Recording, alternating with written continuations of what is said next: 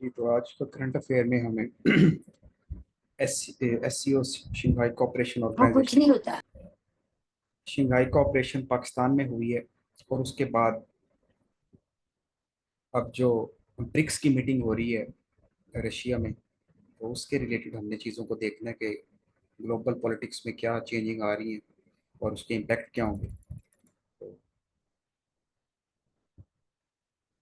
BRICS में आपको पता है 4 कंट्रीज पिछले साल ऐड हुए हैं, और पहले 5 कंट्री का ये अलायंस है। इसमें ब्राज़ील, रशिया, इंडिया, चाइना और साउथ अफ्रीका, और 4 कंट्रीज पिछले साल ऐड हुए थे इसमें। इसमें हमारा इथोपिया, इजिप्ट, यूएई और ईरान। ईरान को में आपको पता है कि ईरान इसराइल वॉर में ईरान मेन प्लेयर है, और इसमें ये मिडल ईस्ट में पूरा जो है वो यूएसए सपोर्ट करते हैं इसराइल को, और ईरान को सपोर्ट कर रहे हैं रशिया और चाइना। तो ये मीटिंग बड़ी इंपॉर्टेंट है। तो बायलेटरल टॉक हुई है इसमें नरेंद्र मोदी की। जो मीटिंग होती है इंटरनेशनल ग्लोबल समिट्स, तो उसमें बायलेटरल टॉक्स भी होती हैं। बायलेटरल टॉक के साइड मीटिंग पे वो आपस में जो रूलर होते हैं या head of states, head of governments होते हैं, वो आपस में बात करते हैं।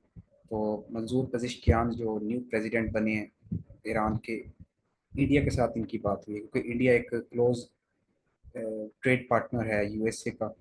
और टू लीडर्स ने चाबहार पोर्ट और international north south transport corridor INSTC, तो ये आपने कॉरिडोर्स भी देखने हैं ना, गेम ऑफ कॉरिडोर्स, कॉरिडोर बन रहे हैं ट्रेड के। INSTC international north south transport corridor, ये ईरान और इंडिया से होके जाते हैं। ठीक है, पाकिस्तान को भी रशिया ने ये उसको इनविटेशन दी थी कि आप भी इसको ज्वाइन करें। तो इनकी बायलेटरल टॉक्स हुई है, और मंजूर पज़ेश्कियान ने कहा है इंडिया को कि आप अपना रोल प्ले करें, जो वॉर चल रही है उसको ख़त्म करवाएं। तो ये एक डेवलपमेंट है, तो जिसकी वजह से वेस्ट जो है पूरा उसको टेंशन हो रही है। Prime minister, Iranian president Masoud Pezeshkian, ये सारे करंट अफेयर के क्वेश्चन है, इस तरह आपको क्लियर होगा। कौन सी मीटिंग है जी? 16th ब्रिक्स समिट हो रही है, कहाँ हो रही है? काजान में, रशिया में। 16वीं ब्रिक्स मीटिंग है। ठीक है जी, ब्रिक्स जो है वो 5 कंट्री का अलायंस था, पहले ब्रिक कहलाता था। एस साउथ अफ्रीका बाद में ऐड हुआ है 2010 में, 2009 में ये बनी है। ठीक है, the two leader focus on strengthening cooperation in the key area such as Chabahar port. ठीक है ना। अभी आपको पता है कि 1 अक्टूबर को ईरान ने 2000 मिसाइल अटैक किए थे। ठीक है, सरफेस टू सरफेस मिसाइल। तो उसके रिटेलिएशन में अब इसराइल अटैक करने वाले, किसी टाइम भी ईरान पे अटैक करने उसने।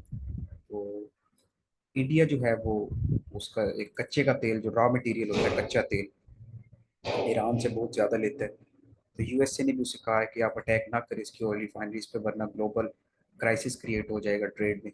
तो ये सारे एमसीक्यूज है। काजान में हो रही है, रशिया में। मसूद पज़ेश्कियान साहब जो है वो ईरान के प्रेसिडेंट बने हैं नहीं। चाबहार पोर्ट जो है वो इंडिया ने लीज पे दी थी, ईरान ने इंडिया को। ठीक है, और ये INSTC international north south transport corridor, ये बड़ा इंपॉर्टेंट है। तो ये आपने देखना है इनको अच्छी तरह, वन पेपर के लिए भी। और जो स्टूडेंट्स CSSPMS की तैयारी करें, ग्लोबल इनका इंटरनेशनल रिलेशन है। ठीक है, इससे पहले जो है वो इलेक्शन से पहले जुलाई में डेथ हो गई थी, ट्रेजिक एक हेलीकॉप्टर क्रैश हुआ था। तो पुराने प्रेसिडेंट का नाम था इब्राहिम रेजी, फॉरेन सेक्रेटरी भी रहे थे वो। ठीक है, तो इब्राहिम रेजी जो थे वो पाकिस्तान आए थे, और उसके 15-20 दिन बाद जो था वो उनका हेलीकॉप्टर क्रैश हो गया था। तो और अब मसूद पज़ेश्कियान, ये फर्स्ट मीटिंग हुई है दोनों दोनों कंट्रीज में। इलेक्शन हुए थे, ईरान में भी न्यू प्रेसिडेंट आया, और मोदी जी भी थर्ड टाइम्स जो हैं वो प्राइम मिनिस्टर बने। ठीक है, तो ये ब्रिक्स में अब ज्वाइनिंग बायलेटरल मीटिंग हुई है। दूसरी जो डेवलपमेंट है, शी जिनपिंग और चाइना जो है ये मिले हैं, बायलेटरल टॉक्स भी हुई हैं इनकी ब्रिक्स समिट में।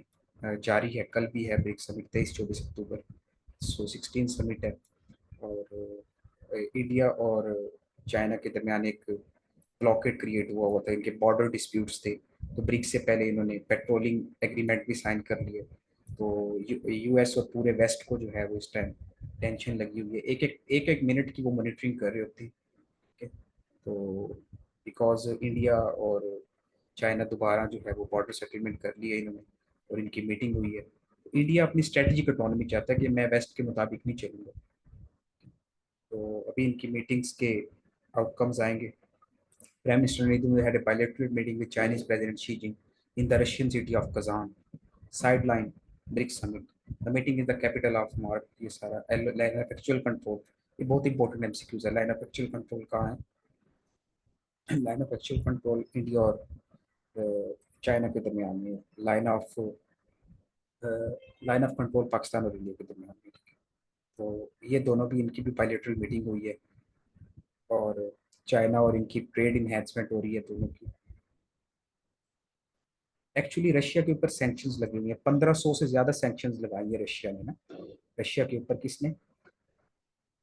रशिया के ऊपर सैंक्शंस लगी हैं 1500 से ज्यादा, वेस्ट ने लगाई हैं, अमेरिका ने लगाई हैं। लेकिन अमेरिका, रशिया सैंक्शंस के बावजूद जो है वो अपनी इकोनॉमी को डाइवर्सिफाई कर रहा है और वर्ल्ड बैंक की रिपोर्ट के मुताबिक इसकी इकोनॉमी ग्रो हुई है कि इतने सैंक्शंस लगाने के बावजूद। बेसिकली एक न्यू वर्ल्ड ऑर्डर बन रहा है जिसमें रशिया, चाइना, कल मैंने आपको पढ़ाया भी था ना, चाइना, रशिया, ईरान और नॉर्थ कोरिया, क्रिंक, एक नया एक्सिस बन रहा है। जैसे ईरान ने एक्सिस ऑफ रेजिस्टेंस बनाया था ना इसराइल के खिलाफ, तो इस टाइम यूएस फॉरेन पॉलिसी और यूएस जो है एडमिनिस्ट्रेशन बहुत ज़्यादा एक ग्रुप से गुजर रही है। तो रशिया जो है ब्रिक्स समिट कर रहा है इस दौरान में जब रशिया यूक्रेन वार हुई हुई है और यूक्रेन को वेस्ट सारा सपोर्ट कर रहा है। ठीक है, तो रशिया का एक बहुत बड़ा ये पॉलिटिकल विन है, जियो पॉलिटिकल अलाइंस सारे इस टाइम रशिया में है। ठीक है, इसके और 2010 में अफ्रीका ने ज्वाइन किया था, ये मैंने आपको सारा बता दिया। इजिप्ट, इथोपिया, ईरान, ये सारे एमसीक्यूज आ सकते हैं कि लास्ट पिछले साल किसने ज्वाइन किया था ना ब्रिक्स को। Russia has also been trying what is collectively known as global south. ठीक है जी, ये ग्लोबल साउथ की टर्म, इस तरह ये आईआर की टर्म्स आपको क्लियर होंगी जैसे जैसे आप न्यूज़पेपर पढ़ते हैं और यहाँ से सारे एमसीक्यूज बनते हैं। ग्लोबल साउथ मीटिंग्स हो रही है, Russia summit. New world order बनाना चाह रहे हैं जो वेस्ट से जो है ना गेट रीड कर सके, छुटकारा हासिल कर सके। ठीक है, ब्रिक्स प्लस में कन्वर्ट करने का प्रोग्राम हो रहा है क्योंकि न्यू कंट्री ऐड हो रही है। डी डॉलराइजेशन का एजेंडा है कि हम अपनी नेटिव करेंसी में ट्रेड करें। सऊदी अरब को भी कहा था लेकिन पिछले साल सऊदी अरब और अर्जेंटीना ने ज्वाइन नहीं किया, तो नो कंट्रीज हैं अभी ऑफिशियल मेंबर। सऊदी अरब ने इसलिए नहीं किया क्योंकि दोबारा यूएसए सऊदी अरब के साथ हो गया। अभी $2.2 बिलियन की उनकी ट्रेड हुई है परसों। $1 बिलियन का एग्रीमेंट हुआ है, आर्म्स प्रोवाइड करेगा ना यूएई को इसको। तो Narendra Modi and Chinese president Xi Jinping held there first meeting. तो दोनों मीटिंग करेंगे।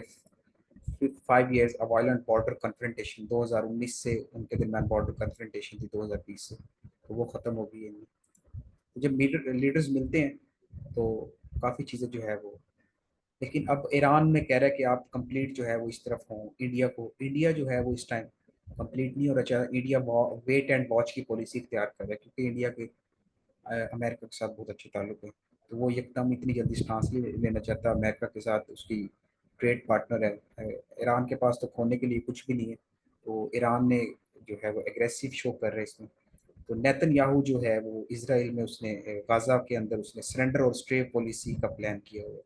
सरेंडर और स्टे का मतलब है कि अभी गाजा में उसने इवैक्यूएशन करवा रहा है वो, गाजा के नॉर्थ में जो है उसको बिल्कुल कट ऑफ कर दिया जाएगा। और गाजा में के जो नॉर्थ में रह रहे हैं उनको कह रहा है कि आप यहाँ से चले जाएं वरना भूख से मर जाए।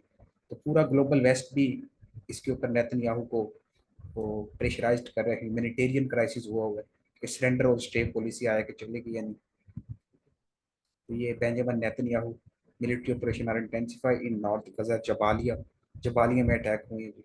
IDF, inter Israel defense force जो है new port suggest that it may be the precursor to the contentious plan. ये सारा। तो डोनाल्ड ट्रंप ने अपनी कंपेन में जब इनको देखा है कि ब्रिक्स के अंदर डी डॉलराइजेशन की बात हो रही है, तो डोनाल्ड ट्रंप ने कहा है कि हम और सैंक्शंस लगाएंगे अगर आप डी डॉलराइजेशन करते हैं। Trump threaten to punish de dollarization, I would not allow country to get off the dollar. अब देखते हैं जी, by the first week of November में इलेक्शन होते हैं इनके ना, लीप ईयर में 2024। में अभी नवंबर में इलेक्शन है, 4 नवंबर को है शायद, ये 5 नवंबर को। तो इन इलेक्शंस में क्या रेपरकशंस आते हैं, और इस तरह जो है ग्लोबल वर्ल्ड ऑर्डर चेंज हो रहे हैं, ये सारी जो है तो आपको मैंने सारी आपको आउटलाइन बताई है। तो लास्ट में मैं आपसे क्वेश्चन करूंगा, आप कमेंट सेक्शन में बताइएगा, which country host 2024 Commonwealth games. 2024 की कॉमनवेल्थ गेम कौन सा कंट्री होल्ड कर रहा है, ये एमसीक्यूज पेपर में अभी आ सकता है। और अभी विंटर समर ओलंपिक्स हुई है, तो वो किसने होस्ट की थी, वो की थी पेरिस ने। और 2026 में जो है वो विंटर ओलंपिक्स भी होनी है, जो इटली में हो रही है। और आपने ये बताना है कि कॉमनवेल्थ गेम्स जो है 2026 की कहाँ है।